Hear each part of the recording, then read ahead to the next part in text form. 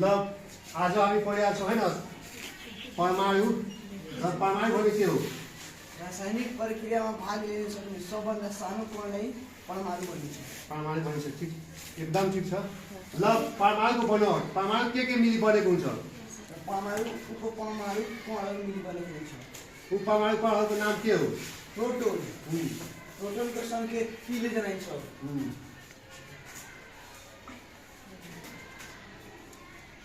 पीले यसको सबभन्दा सानो सिग्नल सजिलो तरिका तिमी गाइदिनु होला। के भन्छ? प्लस भन्छ। के भन्छ? बीलाई अलिअलि काटिदियो भने प्लस, यसको चार्ज के हो? प्लस मतलब धनात्मक चार्ज हो। प्रोटोन के हो? धनात्मक चार्ज। कुन चार्ज हो? ल न्यूट्रन कुन चार्ज हो? न्यूट्रन यहाँले सङ्केत जनाइन्छ। यसले हेर्दियो भने ओ हुन्छ। न्यूट्रनको चार्ज के हो? सङ्केत के हो? सङ्केत एल हो। एललाई तलबाट घेरिदियो भने के हुन्छ? 0।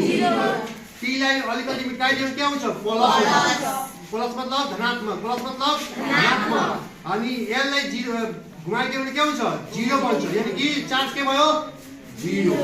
ल इलेक्ट्रोनको चार्ज, इलेक्ट्रोनको चार्ज यीबाट गाइदिनु। यो यसरी ई लेखिया छ नि, यो निस्क्यो पोच निस्क्यो जस्तै। यो ई को मिटाइदियो भने के हुन्छ? माइनस हुन्छ। के हुन्छ?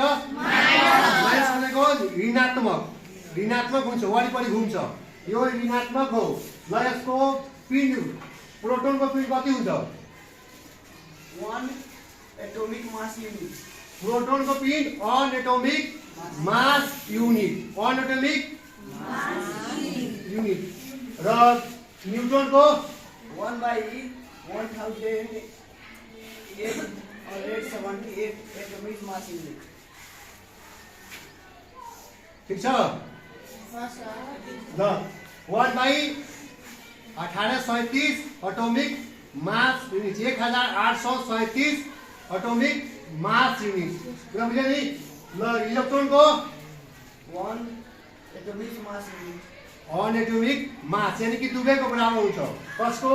प्रोटोनको र इलेक्ट्रोन के हुन्छ? बराबर हुन्छ। तत्त्वहरू कतिवटा छन्? 118 वटा। प्राकृतिक कति हो?